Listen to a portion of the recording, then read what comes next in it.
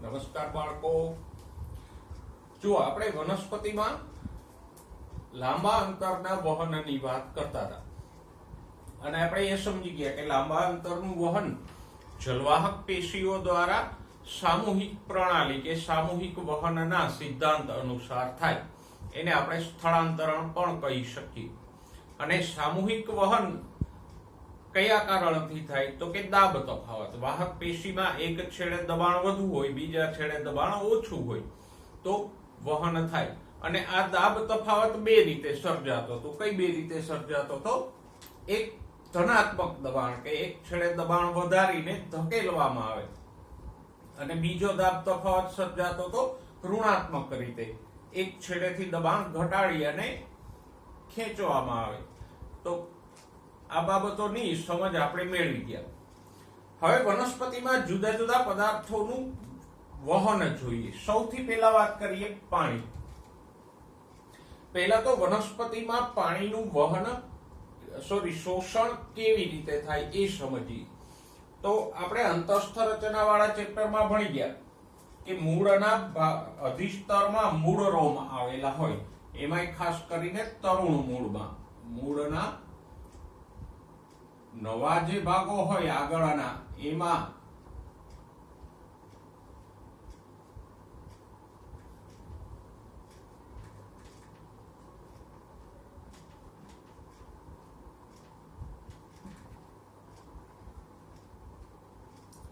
શું આવેલું હોય તો કે એકકોષીય મૂળ રોમ હોય.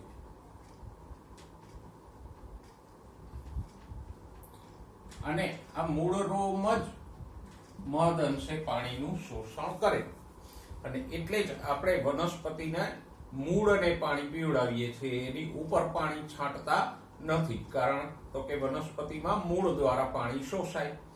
અને મૂળમાં પણ કોણ તો કે વિશેષ કરીને આ મૂળ રોમ છે એ પાણી શોષે. જો મૂળ રોમને કારણે શોષણ સપાટીનો વિસ્તાર વધી જાય, દાખલા તરીકે આ કોષ છે એમાં મૂળ રોમ નથી તો એની પાસે શોષણ માટે કેટલી સપાટી છે? આટલી સપાટીએથી એ પાણી અને ખનિજો શોષી શકે. પણ આ કોષમાં મૂળ રોમ છે તો જો એની પાસે સપાટી કેટલી બધી વધી જાય છે શોષણ માટેની. આ બધી સપાટીએથી એ પાણી અને ખનિજો શોષી શકશે. તો આમ એક તો મૂળ રોમને કારણે શોષણ સપાટીનો વિસ્તાર વધે. બીજું તો કે મૂળ રોમ પાતળી દિવાલ વાળા હોય એટલે સહેલાઈથી પાણી અને ખનિજોને શોષી પણ શકે. તો આમ વનસ્પતિ પાણી કેવી રીતે શોષે તો કે વનસ્પતિમાં મૂળ હોય, મૂળની ઉપર મૂળ રોમ હોય અને મૂળ રોમ દ્વારા પાણી શોષાય. સમજાઈ ગયું? મૂળ રોમને કારણે શોષણ સપાટીનો વિસ્તાર વધે અને મૂળ રોમ પાતળી સેલ્યુલોઝની દિવાલ ધરાવે એટલે સરળતાથી પાણી અને ખનિજોનું શોષણ કરી શકે. તો આ એક વસ્તુ આપણે સ્પષ્ટ કરી કે અધિસ્તરમાં આવેલા મૂળ રોમ દ્વારા પાણીનું શોષણ થાય. ઓકે, આગળ વધી. હવે પાણી કે ખનિજો ક્યાં સુધી જાય તો કે અહીંયા જમીનમાં જે પાણી અને ખનિજો હોય એ વહન પામી અને અહીંયા જલવાહક સુધી પહોંચે. પાણીના વહનને આપણે બે ભાગમાં સમજશું. પહેલા ભાગમાં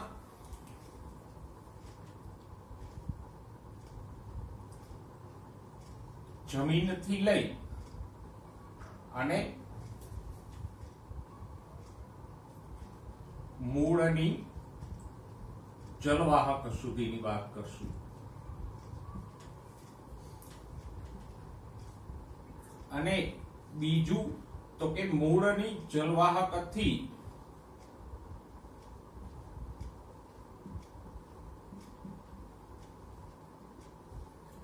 ઉપર તરફ, એટલે કે જલવાહક પેશીમાં જ પ્રકાંડ અને પર્ણો તરફ વહન. એટલે બે ભાગમાં આપણે સમજશું. એક તો જમીનથી આ જલવાહક પેશી સુધી અને પછી જલવાહકમાં ઉપર તરફ કેવી રીતે વહન થાય એમ આપણે સમજશું. પહેલા ચર્ચા કરીએ કે જમીનમાંથી મૂળની જલવાહક સુધી પાણી અને ખનિજો કેવી રીતે પહોંચે. તો કે પહોંચવાના બે રસ્તાઓ છે. એક રસ્તો છે અપદ્રવ્ય પથ,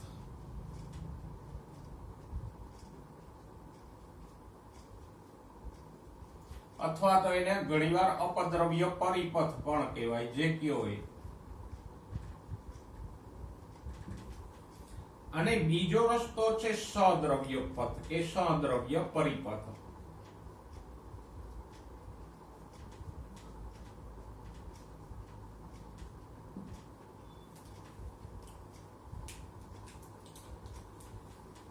જો અપદ્રવ્ય પરિપથ કોને કહેવાય, પહેલા આપણે સરળતાથી સમજી લઈએ તો કે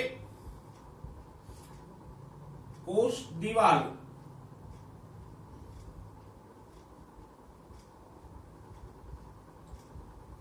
અને આંતરકોષીય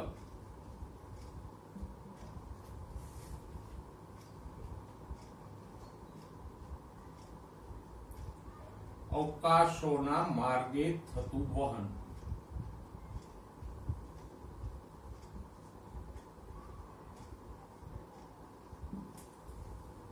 એટલે કે એમાં દ્રવ્યો, પાણી હોય કે ખનિજો, એ ફક્ત કોષ દિવાલ અને આંતરકોષીય અવકાશોના માર્ગે જ વહન પામે.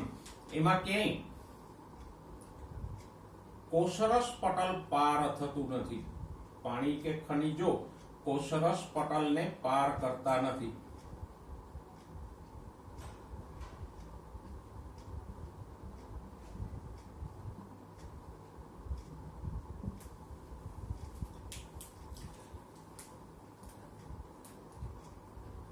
અને સદ્રવ્ય પરિપથ કોને કહેવાય તો કે કોષરસ અને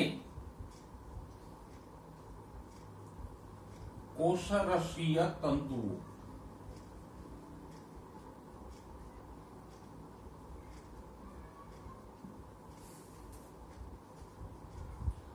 ના માર્ગે થતું વહન. એટલે કે અહીંયા પદાર્થ કોષની અંદર કોષરસમાં થઈને પસાર થાય છે, જ્યારે આમાં કોષરસની બહાર કોષ દિવાલના માર્ગે પસાર થાય છે. તો આમાં કોષરસ પટલ પાર થશે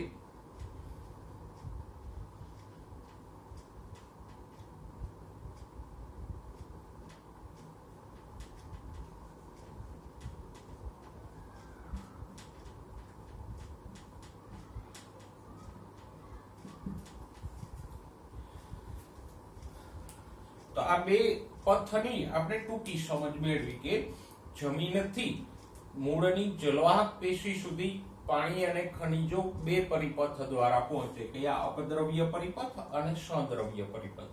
ઓકે, હવે અપદ્રવ્ય પરિપથની આપણે સવિસ્તાર ચર્ચા કરીએ તો અપદ્રવ્ય પરિપથ આખા મૂળમાં ફેલાયેલો હોય. ઉદાહરણ તરીકે અહીંયા જુઓ, એક મૂળની રચના મેં દોરી છે. તો પાણી આમ જાય કોષ દિવાલો અને આ આંતરકોષીય અવકાશો એટલે કોષો વચ્ચેની જગ્યાઓ અને કોષ દિવાલોના માર્ગે વહન થાય, તો આને શું કહેવાય? અપદ્રવ્ય પરિપથ. સમજાય છે? ઓકે, અહીંયા ક્યાંય પાણી કોષની અંદર નથી પ્રવેશતું, એટલે કોષરસ પટલને પાર નથી કરતું. હવે આવું વહન શા માટે થાય? તો કે આપણે ભણી ગયા કોષ દિવાલ કેવી છે? પ્રવેશશીલ છે, એટલે કોઈ પણ દ્રવ્યોને સાંદ્રતા ઢોળાંશ અનુસાર જવા દેશે. એ દ્રાવક કે દ્રાવ્યને કોઈને રોકશે પણ નહીં, એમાં પસંદગીશીલતા પણ નહીં હોય. જ્યારે કોષરસ પટલને પાર કરીને વહન કરવું હોય, ફોર એક્ઝામ્પલ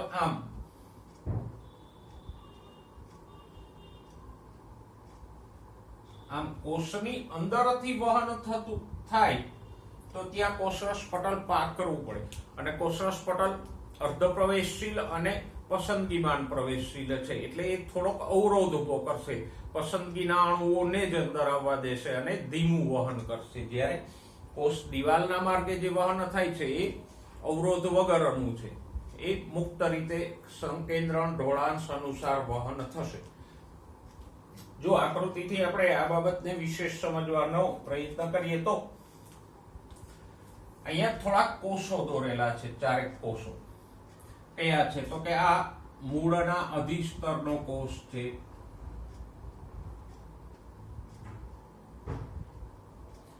આ એક બાહ્યકનો કોષ છે, આ અંતઃસ્તરનો કોષ છે,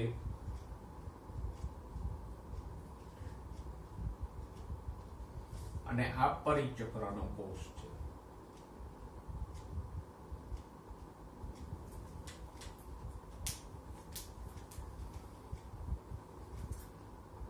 આ કોષ દિવાલ છે.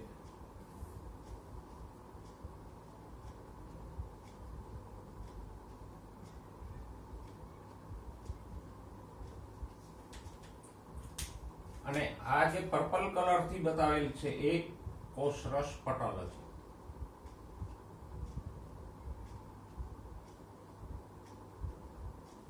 જો આ જે રચના છે થોડી આકૃતિ બદલાઈ છે. અહીંયા પણ જુઓ સૌથી બહાર શું છે, મૂળનું અધિસ્તર, એના પછી બાહ્યક, અંતઃસ્તર, પરિચક્ર. અહીંયા જે છે અહીંયા એ છે અધિસ્તર, બાહ્યક, અંતઃસ્તર, પરિચક્ર અને ચલવાહક પેશી. એટલે સૈદ્ધાંતિક રીતે બે આકૃતિ સરખી જ છે.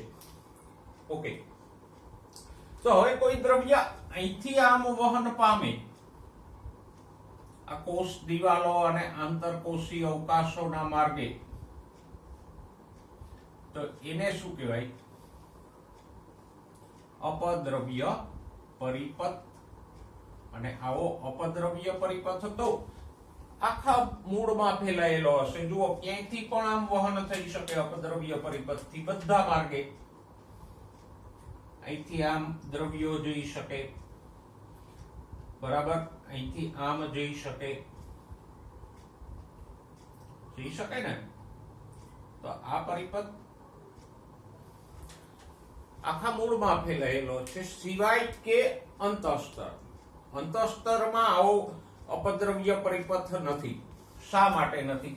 તો કે અહીંયા આપણે જોઈ શકીએ કે કોષ દિવાલમાં કાસ્પેરિયન પટ્ટિકાઓ આવેલી છે. છઠ્ઠું ચેપ્ટર, અંતઃસ્તરના કોષોમાં સુબેરિનની બનેલી આવી કાસ્પેરિયન પટ્ટિકાઓ હોય, અને આ સુબેરિનની બનેલી કાસ્પેરિયન પટ્ટિકાઓ પાણી માટે અપ્રવેશશીલ છે. એટલે હવે આમ નહીં જવાય. અપદ્રવ્ય પથમાં કોઈ જાતના વિરોધ વગર વહન થતું હતું, અવરોધ વગર. પણ આવું મફતિયું વહન ક્યાં સુધી ચાલશે? અંતઃસ્તર સુધી જ. અંતઃસ્તર આગળ આ સુબેરિનની કાસ્પેરિયન પટ્ટિકાઓ વહનમાં અવરોધ ઉભો કરે. એટલે અહીંથી પાણી અને ખનિજોને ફરજિયાતપણે કોષરસ પટલને પાર કરવું પડે. અહીંથી હવે અપદ્રવ્ય પથ દ્વારા આગળ જઈ શકાશે નહીં. Is that clear? તો અપદ્રવ્ય પથ કોને કહેવાય? તો કે કોષ દિવાલ અને આંતરકોષીય અવકાશોના માર્ગે જે વહન થાય એને શું કહેવાય? અપદ્રવ્ય પરિપથ. અને એમાં ક્યાંય કોષરસ પટલ પાર નથી થતું. જો આ કોષરસ પટલ છે તો એ ક્યાંય પાર નથી થતું, આમ જવાય છે બરોબર દિવાલમાં. અને અપદ્રવ્ય પરિપથનું વહન કેવું છે? કોઈ અવરોધ વગરનું છે. એમાં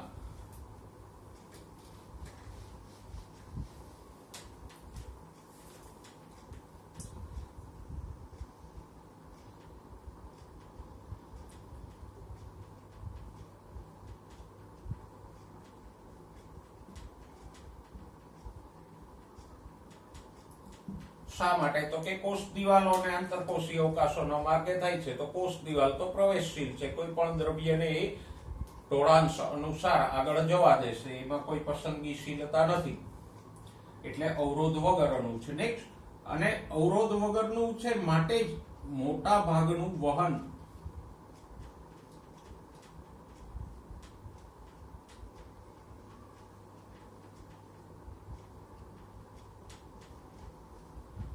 અપદ્રવ્ય પરિપથ દ્વારા થાય.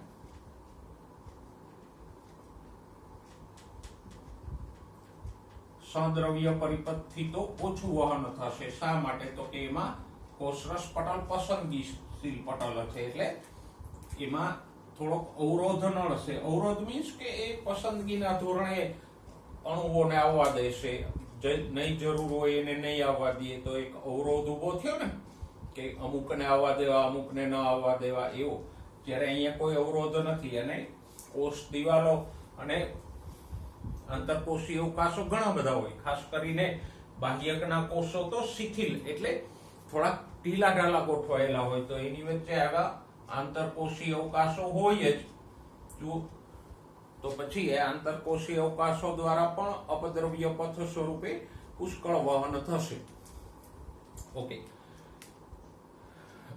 અને આ વહન ક્યાં સુધી થશે? ખાસ યાદ રાખજો, અંતઃસ્તર સુધી. ત્યાં આ જે સુબેરિનની કાસ્પેરિયન પટ્ટિકાઓ છે, આમ કોષ દિવાલના માર્ગે વહન થવા નહીં દે. ફરજિયાત ત્યાંથી પાર પટલ એટલે પટલને પાર કરીને જ આગળ વહન થશે. ક્લિયર? તો અપદ્રવ્ય પરિપથની આપણે અહીંયા ચર્ચા કરી. તમારા પુસ્તકમાં બે ટુકડા આપ્યા છે. ડાબી બાજુના પાને થોડુંક અપદ્રવ્ય પરિપથની ચર્ચા આપી છે, પછી જમણી બાજુના પાને પહેલો પેરેગ્રાફ સદ્રવ્ય પથનો છે અને એના પછીનો પેરેગ્રાફ પાછો અપદ્રવ્ય પરિપથની ચર્ચા કરે છે. પણ મેં અહીંયા બંનેને સાથે લઈ લીધા. હવે સદ્રવ્ય પરિપથની વાત કરીએ. અપદ્રવ્ય પરિપથ અને એની બાબતો આપણે જોઈ. હવે સદ્રવ્ય પરિપથની વાત કરીએ. તો કે સદ્રવ્ય પરિપથ કોને કહેવાય? કોષ રસના માર્ગે થતું હોય એ વહન. ફોર એક્ઝામ્પલ આ રીતે આમ કોષરસ પટલને પાર કરી અને અણુઓ કોષરસમાં આવે. કોષરસમાંથી અહીંયા જે રસધાની હોય એની અંદર જાય. રસધાનીમાંથી જરૂરિયાત અનુસાર આગળના કોષોમાં આમ જાય.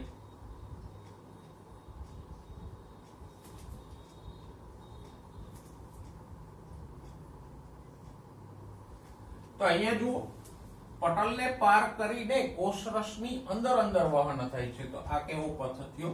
સદ્રવ્ય પરિપથ.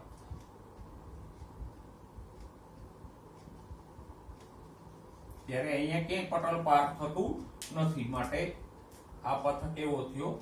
અપદ્રવ્ય પથ.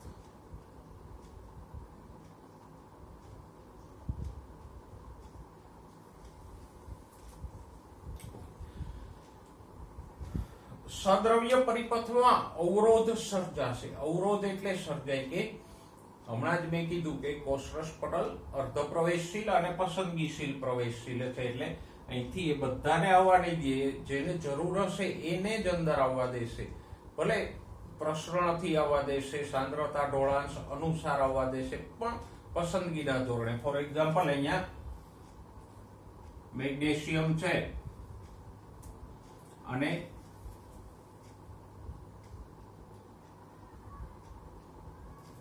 આર્સેનિક પણ છે.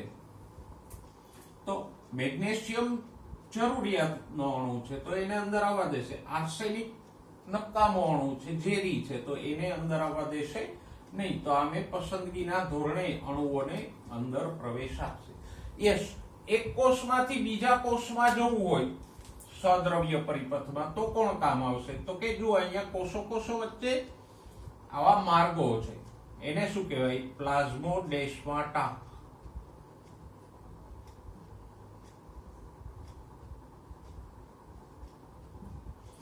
અથવા ગુજરાતીમાં કહીએ તો કોષરસીય તંતુઓ.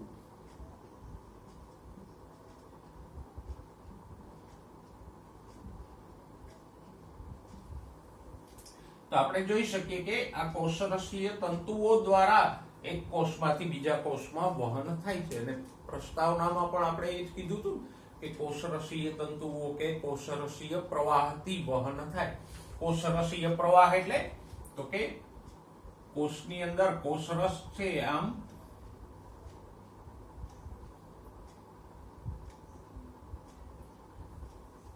ફરતો હોય, એટલે અહીંયા કોઈ અણુઓ હોય તો એ પ્રસરણ પામીને આગળ જઈ શકે.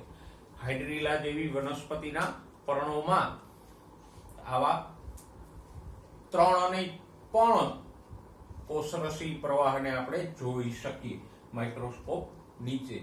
આમ તો કોષરસ અર્ધપારદર્શક હોય એટલે એ સ્પષ્ટ ન દેખાય, પણ અંદર જે હરિત કણો કે એવી મોટી અંગિકાઓ હોય એ પણ સાથે સાથે આમ પરિભ્રમણ પામતી હોય, એટલે એના પરિભ્રમણ ઉપરથી આપણે જાણી શકીએ કોષરસનું પરિભ્રમણ થાય છે. કઈ વનસ્પતિના પર્ણોમાં આપણે જોઈ શકીએ? હાઇડ્રીલાના પર્ણોના કોષોમાં આવું કોષરસીય પરિભ્રમણ માઇક્રોસ્કોપ દ્વારા આપણે જોઈ શકીએ. તો આ કોષરસીય પરિભ્રમણ કે પ્રવાહ અને કોષરસીય તંતુઓ દ્વારા સદ્રવ્ય પરિપથથી વહન થાય. Is that clear? તો બે પરિપથો આપણે સમજ્યા. એક વાત તમને કહી દઉં કે અહીંયા કાસ્પિરિયન પટ્ટિકાઓ શા માટે છે? ના હોત તો આમ સીધું જઈ શકાત કે નહીં? કાસ્પિરિયન પટ્ટિકાઓથી નિયંત્રણ થાય. દાખલા તરીકે અપદ્રવ્ય પરિપથથી તો બધા દ્રવ્યો આવશે, જેમ હમણાં મેં કીધું એમ કે અહીંયા મેગ્નેશિયમ જેવા ઉપયોગી અણુઓ હોય તો એ પણ અંદર આવે, અને લેડ કે આર્સેનિક જેવા નુકસાનકારક અણુઓ હોય તો એ પણ અપદ્રવ્ય પરિપથથી આગળ જશે, કારણ કે એમાં કોઈ અવરોધ નથી નડતો.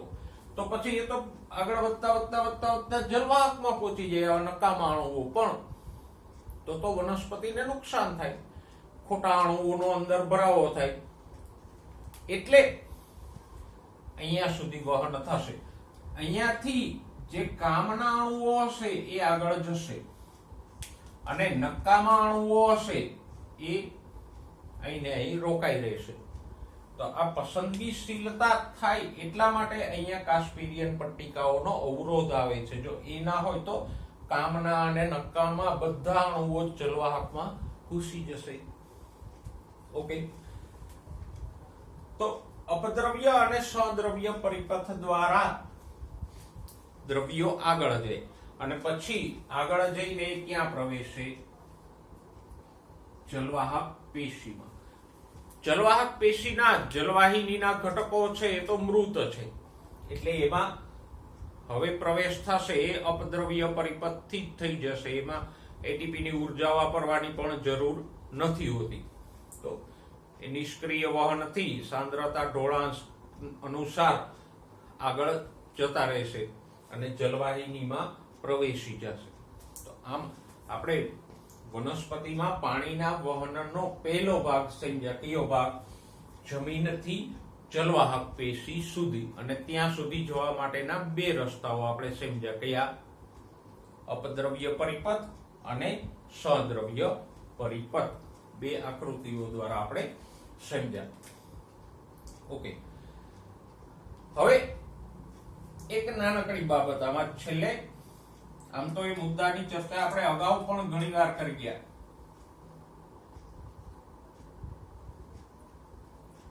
કવક મૂળ, જેને માઇકોરાઇઝા કહે છે.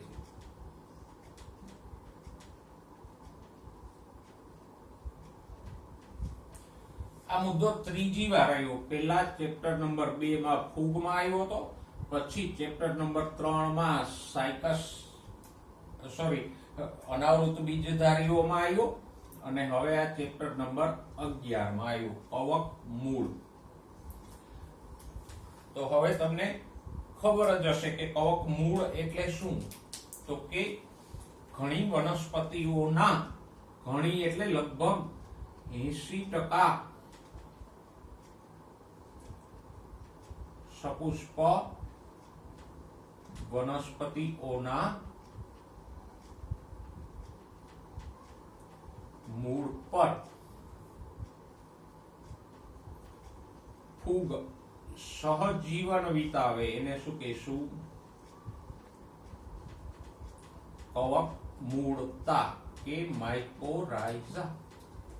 સહજીવન છે તો કોને કહેવાય? જે બે સજીવો અરસપરસ એકબીજાને લાભ થાય એવી રીતે રહેતા હોય તો એને શું કહેવાય? સહજીવન. તો અહીંયા બે સજીવો કયા છે? વનસ્પતિ, અથવા તો વનસ્પતિનો ચોક્કસ ભાગ મૂળ. મૂળ ભલે સજીવ નથી પણ સજીવનો ભાગ જ છે ને વનસ્પતિનો. અને બીજું શું છે? ફૂગ. તો અહીંયા કોણ કોને શું આપે છે? તો કે મૂળ ફૂગને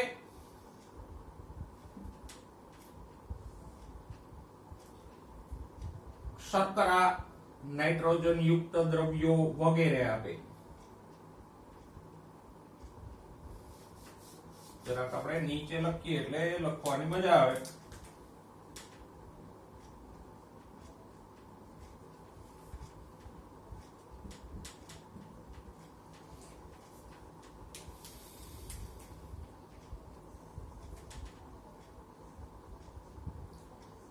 શર્કરા એટલે ટૂંકમાં કહીએ તો ખોરાક, નાઇટ્રોજન યુક્ત પદાર્થો એટલે એમિનો એસિડ્સ વગેરે. તો મૂળ ફૂગને આ દ્રવ્યો આપે. બદલામાં ફૂગ મૂળને શું આપે? તો કે જમીનમાંથી પાણી શોષે અને આપે અને ફોસ્ફેટ જેવા ખનિજો પણ આપે. તો અહીંયા બે એકબીજાને લાભકારક છે. તો અહીંયા કવક મૂળમાં રહેલી ફૂગ વનસ્પતિને પાણીના શોષણ માટે ઉપયોગી થાય છે. અને એટલે જ ખાસ ધ્યાનમાં રાખજો, પાઇનસ જેવી ઘણી બધી અનાવૃત બીજધારીઓ માટે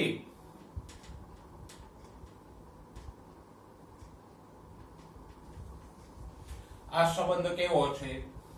અવિકલ્પી.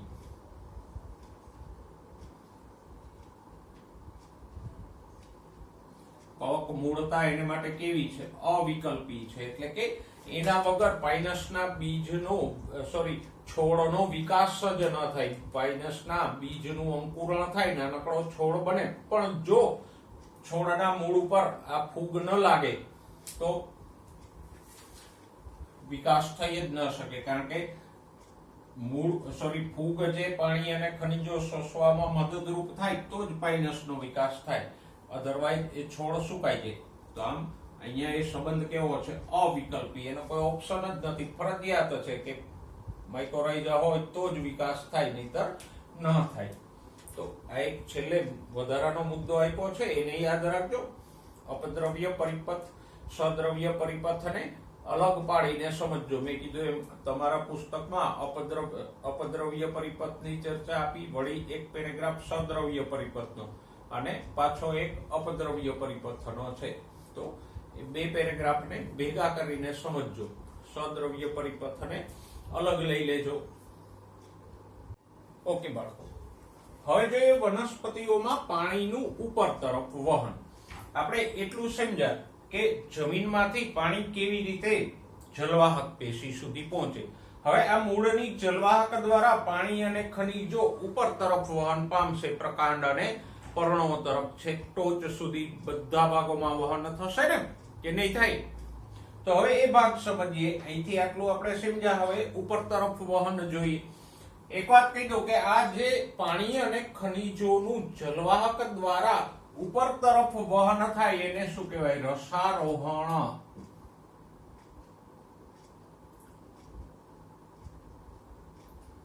એને શું કહેવાય? રસારોહણ. આ શબ્દને ધ્યાનમાં રાખજો. વનસ્પતિઓમાં જલવાહક પેશી દ્વારા પાણી અને ખનિજોનું ઉપર તરફ વહન થાય એને કહેશું રસારોહણ. હવે આ એક મહત્વનો પ્રશ્ન છે કે રસારોહણની ક્રિયા કે ઉપર તરફનું વહન કઈ રીતે થાય?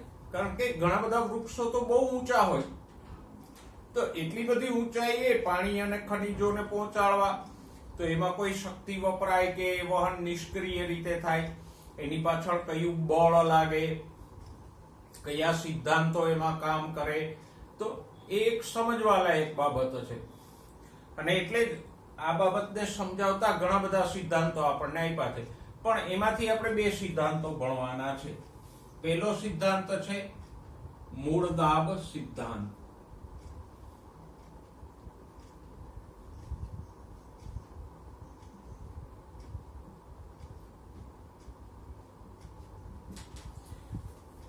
જો જેવી રીતે સક્રિય વહન દ્વારા આયનો મૂળના કોષોની અંદર પ્રવેશે, તો પાણી સક્રિય વહનથી નથી પ્રવેશતું, પણ પ્રસરણ એટલે કે આશ્રુતિથી પ્રવેશે. જો આ વાક્ય થોડું કન્ફ્યુઝિંગ છે, એને આપણે સારી રીતે સમજીએ તો આમ કહી શકાય કે સૌથી પહેલા આયનોનું વહન સક્રિય રીતે જ થાય મોટે ભાગે, એ નિષ્ક્રિય પ્રસરણથી કે સાનુકૂલિત પ્રસરણથી થતું નથી. તો સૌથી પહેલા તો આયનો આ બધા કોષમાં સક્રિય વહન દ્વારા પ્રવેશશે. કોણ? આયનો. હવે આ કોષોની અંદર આયનો પ્રવેશે એટલે શું થાય? સાંદ્રતા વધે. લખીએ આપણે થોડાક સ્ટેપ.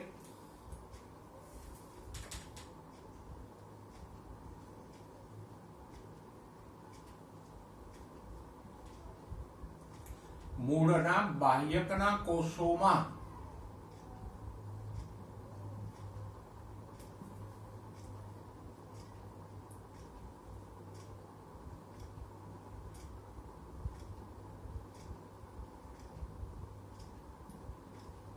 સક્રિય વહનથી આયનો પ્રવેશે. ઓકે, કોષની અંદર આયનો પ્રવેશે એટલે કોષોની સાંદ્રતા ઘટે, વધે.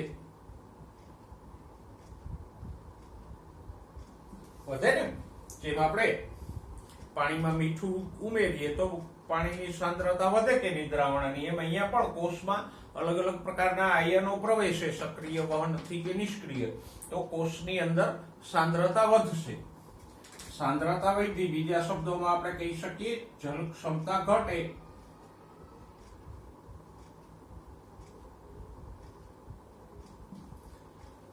હવે આ કોષોની સાંદ્રતા વધે અને જલ ક્ષમતા ઘટે તો શું થાય?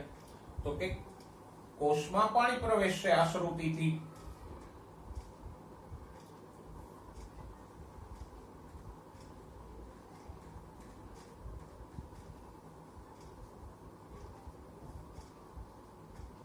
મૂળના બાહ્યકના કોષોમાં આશ્રુતિથી પાણી પ્રવેશે.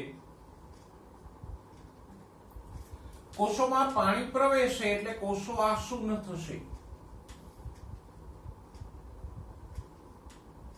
અને કોષો આસુન થાય તો આસુન દાબ સર્જાય. એટલે કે આ બધા બાહ્યકના કોષો જેની અંદર ખનિજો પ્રવેશા છે, બધા કોષો પાણી ચૂસી અને આસુન બનશે અને કોષો આસુન થાય તો આસુન દાબ સર્જાય. અને આ બાહ્યકના બધા કોષોનો આસુન દાબ છે એ આમ પાણીને ધકેલશે. તો મૂળ દાબની વ્યાખ્યા જ આપણે આ રીતે આપી શકીએ કે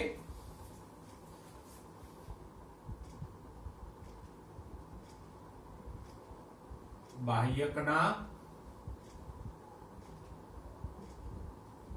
બધા જ કોષોનો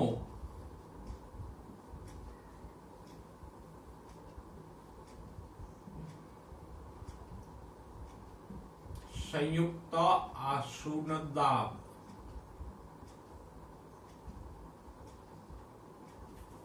જો આસુન દાબ કેમ સર્જાણો? આમ પેલા આયનો પ્રવેશે એટલે સાંદ્રતા વધે અને જલ ક્ષમતા ઘટે. સાંદ્રતા વધે તો આશ્રુતિથી કોષોમાં, બાહ્યકના કોષોમાં પાણી પ્રવેશે. પાણી પ્રવેશે તો બાહ્યકના બધા કોષો આસુન થાય. કોષ આસુન થાય તો એમાં આસુન દાબ સર્જે અને આ બધા કોષોનો ટોટલ આસુન દાબ એટલે શું થયું? મૂળ દાબ.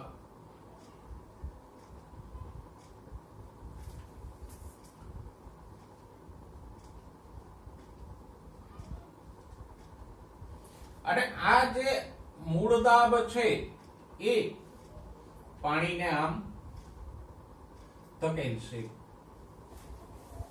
એટલે કે આ મૂળ દાબના પ્રેશરથી જલવાહકમાં દબાણ લાગે અને પાણી ઉપર તરફ ધકેલાય. સમજાય છે? આ જે મૂળ દાબ સર્જાણો બાહ્યકના કોષો દ્વારા, એ દબાણને કારણે મૂળની જલવાહકમાં પાણી ઉપર તરફ ધકેલાય. હવે ઉપર તરફ ધકેલવામાં આવે છે એટલે આ કયો સિદ્ધાંત થયો? કેવા પ્રકારનો સિદ્ધાંત થયો? ધનાત્મક દાબ તફાવત વાળો થયો ને.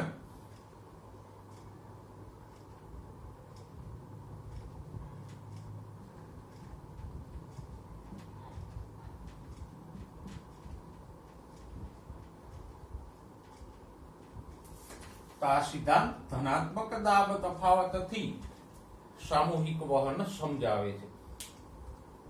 ઓકે, તો આ મૂળ દાબ કોને કહેવાય અને કેવી રીતે ઉત્પન્ન થાય એ સમજી ગયા બરાબર બાળકો? તો હવે એ સમજીએ કે મૂળ દાબ સર્જાય છે એવું કેમ સાબિત થાય? તો કે એ સાબિત કરવા માટેના બે બિલકુલ સરળ પ્રયોગો આપણને આપ્યા છે.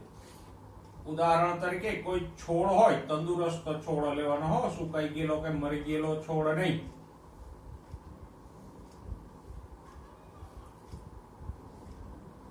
એક સરસ મજાનો તંદુરસ્ત છોડ હોય, એને તીક્ષ્ણ બ્લેડ વાળા એક કાપો મૂકો. ગમે એનાથી કાપો ને, હરખું કપાવવું જોઈએ. બ્લેડ વાળા જ કાપવું એવું થોડું છે. આમ જમીનની થોડીક ઊંચાઈએથી એને કાપી નાખો તો થોડીક વાર પછી આપણે જોશું કે અહીંયા બિંદુઓ બાજી જાય પ્રવાહીને. એ પ્રવાહી શેને કારણે બહાર આવ્યું? તો કે અહીંથી મૂળ દાબ લાગે છે એટલે એ ઉપર ધકેલાઈને બહાર આવે. એનું માપ કાઢવું હોય તો નીકળે.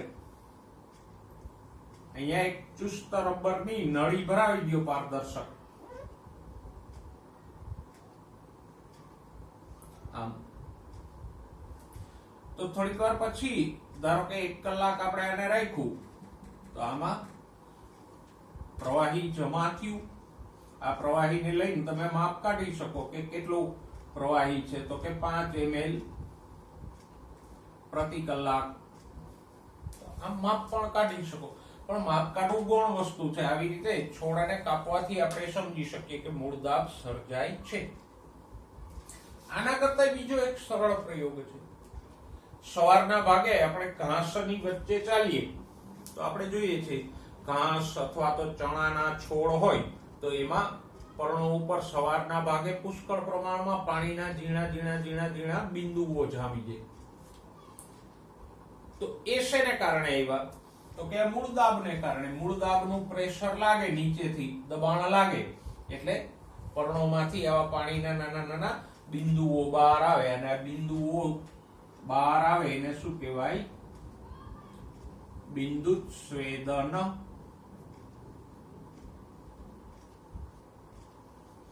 તો ઘાસ કે ચણાના છોડમાં સવારના ભાગે આજે બિંદુ સ્વેદન આપણને જોવા મળે. એક બિંદુઓ કોને કારણે બહાર આવ્યા? તો કે મૂળ દાબને કારણે.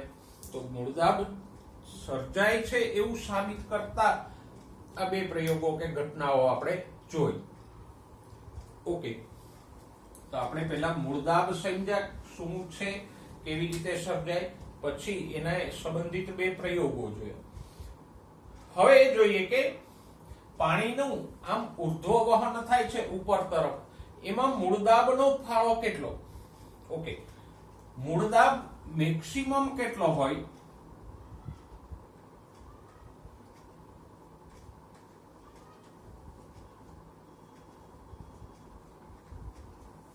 તો કે મૂળ દાબ મહત્તમ 2 વાતાવરણ જેટલો હોય. વાતાવરણ દબાણનો એક એકમ છે. તો મહત્તમ કેટલો મૂળ દાબ સર્જાઈ શકે? 2 વાતાવરણ જેટલો. અને આટલું દબાણ પાણીને વધારે ઊંચાઈએ ન ધકેલી શકે, થોડાક અંતર સુધી એ ઊંચે ધકેલી શકે. તો સરવાળે આપણે કહી શકીએ કે મૂળ દાબ એટલો બધો નથી સર્જાતો કે જેના કારણે મોટા મોટા વૃક્ષોમાં પાણી ચડી શકે. મૂળ દાબ હોય છે એ સાચું, પણ એક મહત્તમ કેટલો હોય? 2 વાતાવરણ જેટલો. અને એટલા મૂળ દાબથી પાણીને થોડું ઊંચે ચડાવી શકાય, પણ મોટા વૃક્ષોમાં પાણી ન પહોંચાડી શકાય. એટલે રસારોહણ સમજાવતો આ મૂળ દાબનો સિદ્ધાંત અસ્વીકાર્ય છે, માન્ય નથી. શા માટે નથી? તો કે મૂળ દાબ એટલો બધો ન હોય કે મોટા વૃક્ષોમાં પાણી ઉપર ધકેલી શકે. ક્લિયર? તો મૂળ દાબ સર્જાય છે સાચું, પણ મૂળ દાબથી પાણીનું ઉપર તરફ વહન થાય છે એ બાબત ખોટી. ખાસ કરીને મોટા વૃક્ષોમાં આવું શક્ય ના બને. ક્લિયર? આ મૂળ દાબ છે એ સંલગ્નતા જાળવવામાં ઉપયોગી થાય. સંલગ્નતા એટલે પાણીનો એક સ્તંભ જાળવવામાં ઉપયોગી થાય. જેમ આપણે આમ પાણીનું કોઈ બિંદુ હોય એમાંથી આમ આંગળી કરીએ તો પાછળ પાછળ બધા પાણીના અણુઓ ચાલ્યા આવે છે ને, ઈશને કારણે સંલગ્નતા એટલે અણુ અણુ વચ્ચેનું આકર્ષણ રહે અને મૂળથી ઉપર સુધી પાણીનો એક સળંગ સ્તંભ રહીએ તો એ સંલગ્નતા જાળવવામાં મૂળદાબ મદદરૂપ થાય. બાકી કોઈ મહત્વ મૂળદાબનું રસારોહણમાં નથી. તો એ મૂળદાબ સિદ્ધાંત અસ્વીકાર્ય રહ્યો. તો પછી બીજો એક સિદ્ધાંત આવ્યો કયો? બાષ્પોત્સર્જન દ્વારા ઉત્પન્ન થતું ખેંચાણ બળ. અને આ સિદ્ધાંત કોણે આપ્યો? તો કે ડિક્સન અને જોલી નામના બે વૈજ્ઞાનિકો. એટલે એને ઘણીવાર ડિક્સનનો વાદ પણ કહેવાય. બરાબર? ઓકે. સામાન્ય રીતે વનસ્પતિઓમાં જલવાહક પેશીમાં પાણીનું વહનનો દર કેટલો હોય? તો કે 15 મીટર પ્રતિ કલાક જેટલો હોય. એટલે કે જલવાહકમાં પાણી ઉપર જવાનો વેગ કેટલો હોય? તો કે લગભગ 15 મીટર પ્રતિ કલાક પાણી ઉપર તરફ ચડે. તો આવું વહન મૂળદાબ દ્વારા તો સંભવ જ નથી. તો પછી આ વહનને સમજાવતો વાદ કયો આવ્યો? બાષ્પોત્સર્જન દ્વારા ઉત્પન્ન થતા ખેંચાણ બળનો સિદ્ધાંત, અથવા તો જેને આપણે ડિક્સનનો વાદ કહીએ એ. મૂળદાબ સિદ્ધાંત જુઓ, તમારા પુસ્તકમાં થોડોક અલગ રીતે સમજાવ્યો છે. પહેલા થોડીક સમજ આપી, પછી બાષ્પોત્સર્જન સમજાવ્યું, અને બાષ્પોત્સર્જન પછી પાછી મૂળદાબની ચર્ચા કરી છે. એટલે ભલે આમ જુઓ તો મૂળદાબ સિદ્ધાંત આ બાષ્પોત્સર્જન દ્વારા ઉત્પન્ન થતું ખેંચાણ બળનો સિદ્ધાંત તમને આપ્યો છે. પછી મુદ્દો 11.4 આપ્યો છે બાષ્પોત્સર્જન. પણ પાછળનું પાનું ફેરવો એટલે ફરીથી પાછી આ બાષ્પોત્સર્જન દ્વારા થતા ખેંચાણ બળની ચર્ચા શરૂ થઈ ગઈ. એટલે એ પણ અપદ્રવ્ય પથની જે બે ભાગમાં આપ્યો છે. પહેલા આપણે જે શરૂઆતમાં આપ્યું છે એને જોઈએ.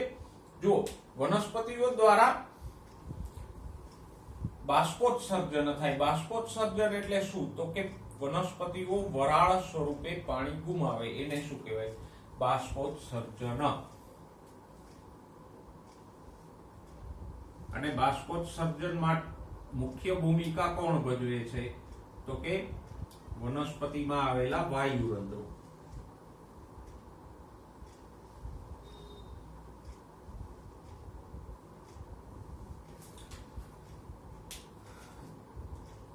આ એક વૃક્ષ છે એવું તમારે માની લેવું.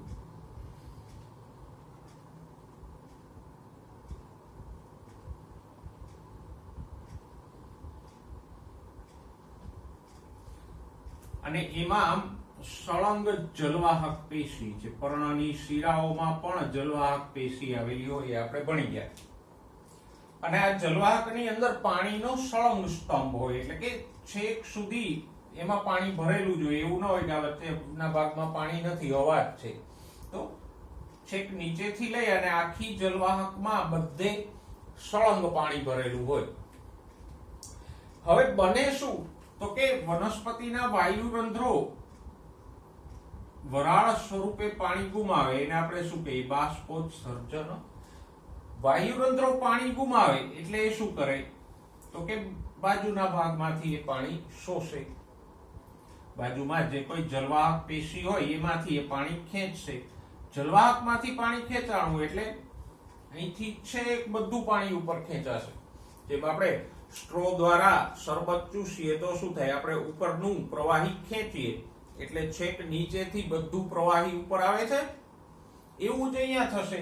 આ વાયુરંધ્રો પાણી ગુમાવશે એટલે એ કોષો પર્ણની જલવાહકમાંથી પાણી ખેંચશે, અને એ ખેંચાણને કારણે બધું પાણી ઉપર ચડશે. વાયુરંધ્રો તો લાખો કરોડોની સંખ્યામાં હોય, બધા દ્વારા આવું ખેંચાણ સર્જાય તો અહીંથી જલવાહકમાં પાણી આમ સતત ઉપર ચડતું રહે. સમજાય છે?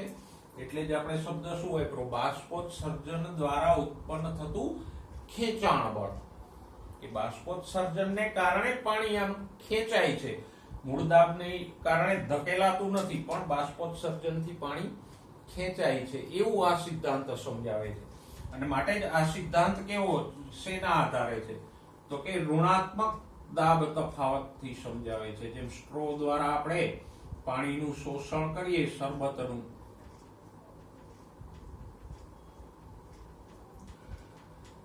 એમ અહીંયા પણ આ છેડે દબાણ ઘટે છે એટલે પાણી ઉપર ચડે છે. તો આવું આ બાષ્પોત્સર્જન દ્વારા ખેંચાણ બળથી વહન થાય એ આ સિદ્ધાંત દ્વારા આપણે સમજી શકીએ.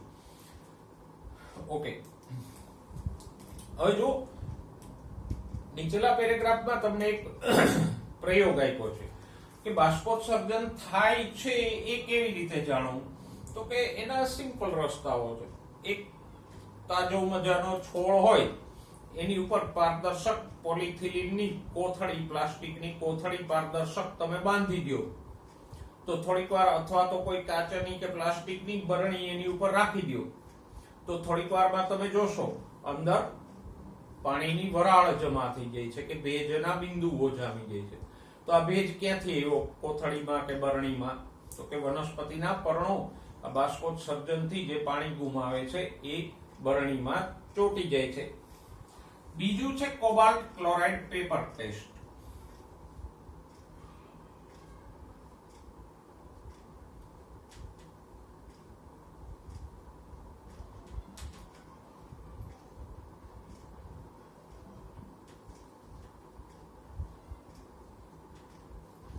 કોબાલ્ટ ક્લોરાઇડ પેપર પુસ્તકમાં CO આપ્યું છે, આમ નહીં, O સ્મોલ આવશે કોબાલ્ટમાં. તમે જાણો કોબાલ્ટ ક્લોરાઇડ નું દ્રાવણ લઈ એમાં ફિલ્ટર પેપરને ભીંજવી દો અને પછી સુકાવી દો એટલે બની ગયું કોબાલ્ટ ક્લોરાઇડ પેપર. આવું કોબાલ્ટ ક્લોરાઇડ પેપર લઈ અને એને પર્ણની આમ બંને બાજુએ વીંટાળીને રાખી દો. થોડીક વાર રાખશો, 10 મિનિટ, એટલે ભેજને કારણે આ કોબાલ્ટ ક્લોરાઇડ પેપરનો રંગ કેવો થઈ જશે? ગુલાબી. સૂકું હોય તો એ સફેદ દેખાય, પણ જેવો એને ભેજ લાગશે એટલે એ ગુલાબી થઈ જશે. તો કોબાલ્ટ ક્લોરાઇડ પેપરનો રંગ બદલાઈને ગુલાબી થયો, એનો અર્થ શું થયો કે પર્ણ બાષ્પોત્સર્જનથી પાણી ગુમાવે છે તો એ પેપરનો રંગ ગુલાબી થયો.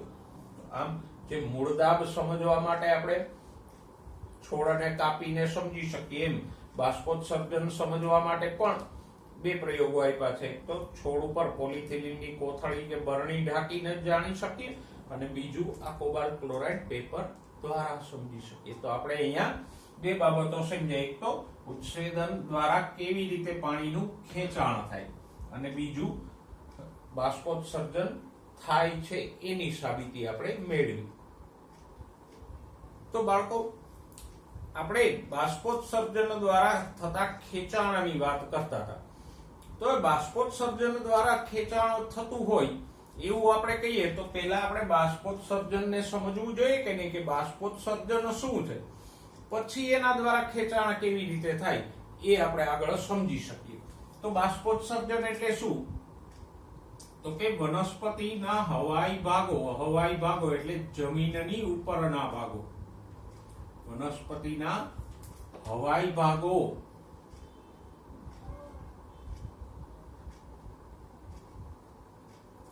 વરાળ સ્વરૂપે પાણી ગુમાવે.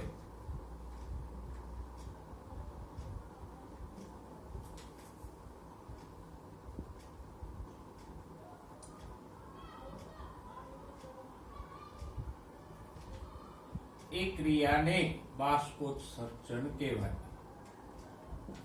આમ પણ બાષ્પ એટલે વરાળ.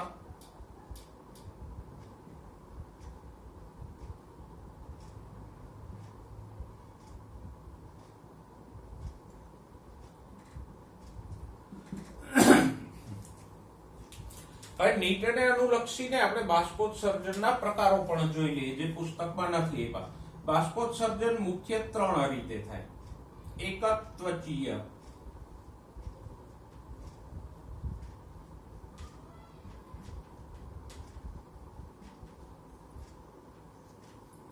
પછી બીજું છે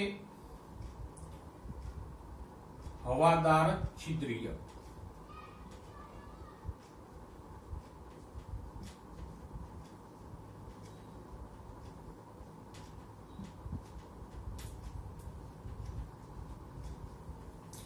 અને ત્રીજું છે રંધ્રીય એટલે કે વાયુ રંધ્રો દ્વારા થતું. અને તમારી નોટમાં લખી લેજો. ઓકે, સમજીએ ત્વચીય બાષ્પોત્સર્જન કોને કહેવાય? તો કે સપાટીના કોષો દ્વારા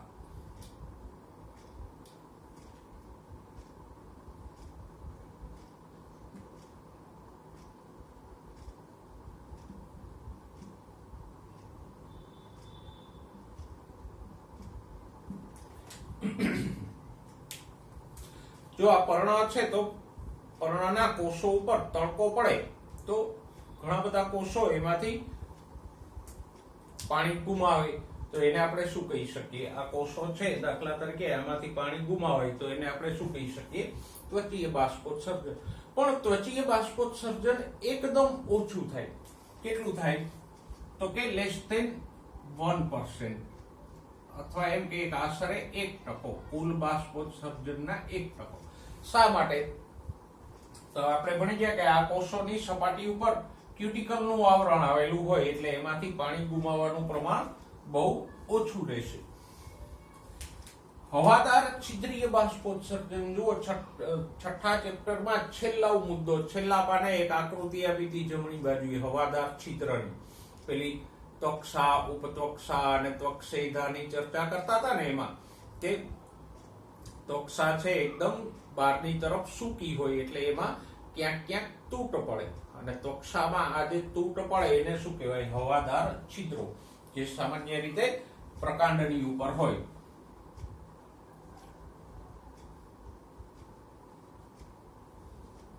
તો આ જે પ્રકાંડની સપાટી ઉપર હવાદાર છિદ્રો હોય, ગરડા પ્રકાંડની સપાટી ઉપર, એના દ્વારા જે બાષ્પોત્સર્જન થાય એને શું કહેવાય? હવાદાર છિદ્રીય બાષ્પોત્સર્જન. એનું પ્રમાણ કેટલું હોય? તો કે આશરે 9 થી 10% જેટલું હોય. એટલે આપણે કહી શકીએ ટોટલ બાષ્પોત્સર્જનમાંથી આ બે પ્રકારો 10% જેટલું જ કરે. રંધ્રીય બાષ્પોત્સર્જન તો કે એ વાયુ રંધ્રો દ્વારા થાય.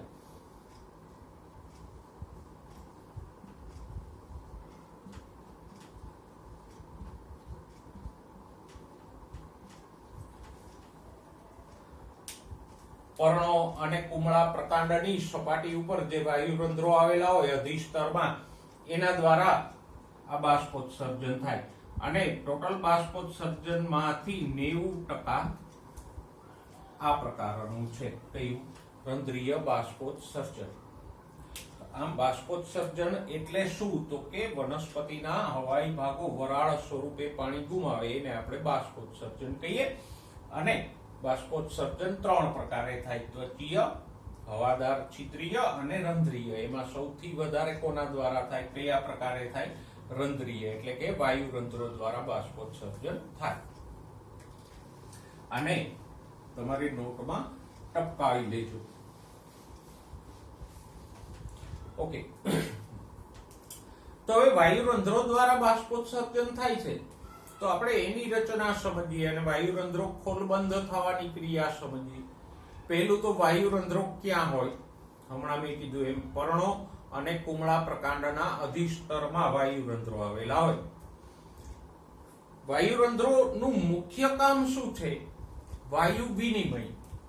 વાયુ રંધ્રો, નામ એનું વાયુ રંધ્ર છે, તો મુખ્ય કામ શું છે? વાયુ વિનિમય. અને વાયુમાં પણ કોણ? O2 અને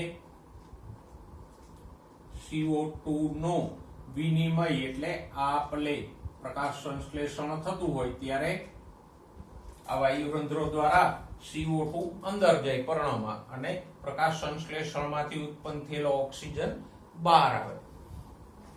પણ આ વાયુ વિનિમય O2 CO2 ની આપલેની સાથે સાથે વાયુ રંધ્રો બાષ્પોત્સર્જન પણ કરે. અહીંથી ઓક્સિજનની હારે હારે પાણીની વરાળ પણ બહાર આવશે અને એને જ આપણે બાષ્પોત્સર્જન કીધું. તો આ વાયુરંધ્રના સ્થાન અને કાર્ય આપણે જોયું. હવે વાયુરંધ્રની રચના જોઈએ તો કે વાયુરંધ્રમાં આવા 2 રક્ષક કોષો હોય. આમ વાલ આકારના કે કિડની આકારના 2 રક્ષક કોષો હોય અને વચ્ચે છિદ્ર હોય. રંધ્ર. ઘણીવાર અહીંયા ફરતે બે સહાયક કોષો પણ હોય. દ્વિદળી હોય તો રક્ષક કોષો વાલ આકારના હોય. એક દળી હોય તો રક્ષક કોષો આમ ડમ્બેલ આકારના હોય. ડમ્બેલ જોયું ને પેલું કસરત કરવાનું સાધન, આવી રીતે હોય. એ અત્યારે ગૌણ છે. તો વાયુરંધ્રમાં શું હોય? એક રંધ્ર હોય, એની ફરતે બે રક્ષક કોષો હોય. ક્યારેક રક્ષક કોષોની ફરતે સહાયક કોષો આવેલા હોય. આ થઈ એની સિમ્પલ અને સરળ રચના. હવે વાયુરંધ્ર ખોલબંધ થવાની ક્રિયા કેમ થાય? તો કે સૌથી પહેલા તો રક્ષક કોષો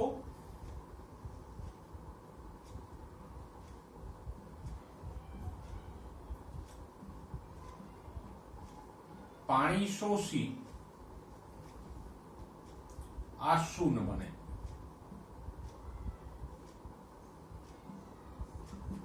રક્ષક કોષોમાં પણ હરિતકણો હોય એટલે એમાં પ્રકાશ સંશ્લેષણ થઈ અને ગ્લુકોઝ બને, પછી ઓક્ઝેલેટ જેવા પદાર્થો બને, તો સાંદ્રતા વધે.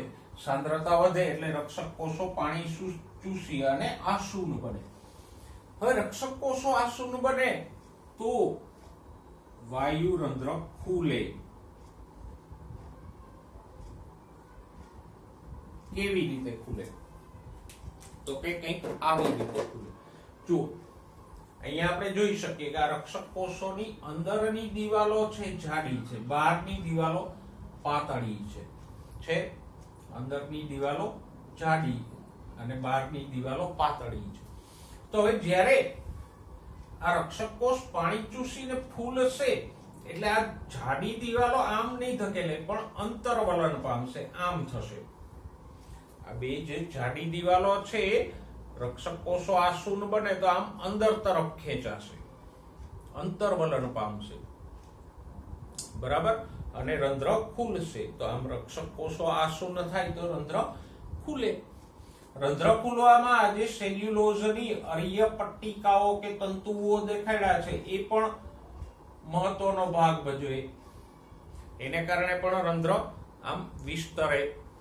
તો આમ અંદરની દિવાલ જાડી છે, સેલ્યુલોઝના અરીય તંતુઓ છે એટલે રક્ષક કોષો આશૂન બનશે તો અંદરની દિવાલો અંતરવલન પામશે અને રંધ્ર ખુલશે. એનાથી વિરુદ્ધ રક્ષક કોષો પાણી ગુમાવી અને આશૂન્યતા ગુમાવે તો આ અંદરની દિવાલો આમ નજીક આવશે અને રંધ્ર બંધ થઈ જશે. આમ રક્ષક કોષો પાણી ચૂસી અને આશૂન્ય બને તો રંધ્ર ખુલે. રક્ષક કોષો આશૂન્યતા ગુમાવે તો રંધ્ર બંધ થઈ જાય. આપણે વાયુરંધ્રની રચના અને એને ખોલબંધ થવાની ક્રિયા જોઈ. હવે વાયુરંધ્રના વિતરણની વાત કરીએ તો છઠ્ઠા ચેપ્ટરમાં આપણે ભણી ગયા કે દ્વિદળી પર્ણમાં અથવા તો જેને આપણે પૃષ્ઠવક્ષીય પર્ણ કહી ગયા, દ્વિદળીના પર્ણને આપણે કેવું કહેતા હતા? પૃષ્ઠવક્ષીય પર્ણ માં બંને સપાટીએ એટલે કે ઉપરના અધિસ્તરમાં અને નીચેના અધિસ્તરમાં વાયુરંધ્રો સરખા ના હોય. કેવા હોય? તો કે ઉપરી અધિસ્તરમાં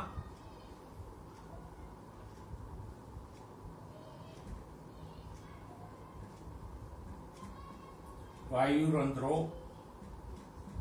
ઓછા હોય અને અધ અધિસ્તર એટલે આ પર્ણની નીચલી સપાટીએ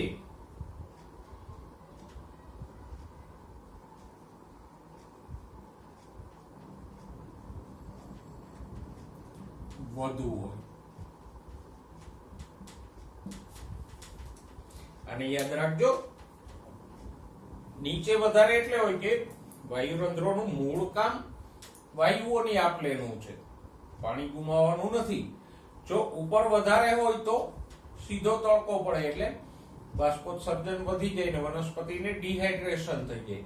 તો ઉપર વાયુરંધ્રો ઓછા હોય, નીચે વધુ હોય તો બાષ્પોત્સર્જન ઓછું રહે અને વાયુઓની આપલે સહેલાઈથી થાય. જ્યારે એકદળી પર્ણ, જેને આપણે સમદ્વિપાર્શ્વ કહેતા હતા,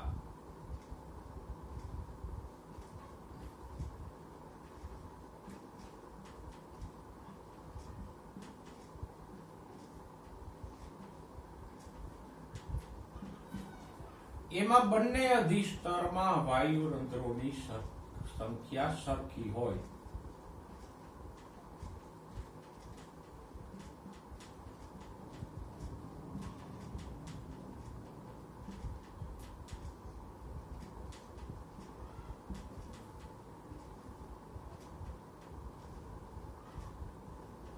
એમાં દ્વિદળી જેવું વધારે ઓછા ના હોય. તો આ વાયુરંધ્રના વિતરણ કે વહેંચણીની આપણે વાત કરી, દ્વિદળીમાં અને એકદળીમાં. ઓકે,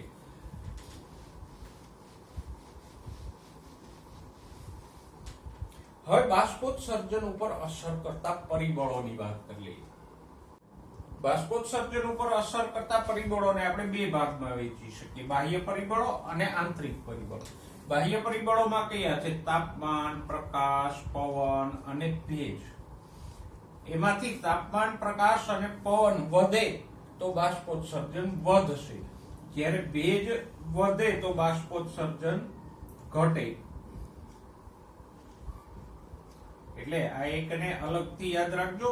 બાકીના પરિબળો વધે તો બાષ્પોત્સર્જન પણ વધશે. આંતરિક પરિબળો એટલે કે વનસ્પતિના પોતાના પરિબળો કયા છે? વાયુરંધ્રોની સંખ્યા વધારે હોય તો બાષ્પોત્સર્જન વધુ થશે. વિતરણ એટલે ઉપર નીચેની સપાટીમાં, ઉપલી સપાટીમાં વાયુરંધ્રો વધુ હોય તો બાષ્પોત્સર્જન વધશે. ખુલ્લા રહેતા વાયુરંધ્રોની ટકાવારી, ધારો કે 100% વાયુરંધ્રો ખુલ્લા રહે છે તો બાષ્પોત્સર્જન મેક્સિમમ થશે. રંધ્રોની રચના, ઘણા વાયુરંધ્રો વિશિષ્ટ રચના ધરાવતા હોય, જેમ કે આપણે ભણી ગયા નિમગ્ન વાયુરંધ્રો કે જે આમ ખાડાની તળિયે રહેલા હોય. તો આવી રચના વાળા વાયુરંધ્રો હોય તો એના દ્વારા બાષ્પોત્સર્જન ઓછું થાય. સીધા સપાટી ઉપર જ વાયુરંધ્રો હોય તો વધારે બાષ્પોત્સર્જન થાય. અને વનસ્પતિમાં પાણીનું પ્રમાણ વધારે હોય તો વનસ્પતિ બાષ્પોત્સર્જન વધારે કરશે. જો પાણીનું પ્રમાણ ઓછું થઈ જાય તો ડિહાઇડ્રેશન અટકાવવા માટે વનસ્પતિના પર્ણોનું વલન થઈ જશે અને વલનને કારણે બાષ્પોત્સર્જન ઘટી જશે. આમ બાષ્પોત્સર્જન ઉપર અસર કરતા પરિબળોને અલગથી નોટમાં નોંધજો અને દરેક કેવી રીતે ભાગ ભજવે છે એ સમજજો.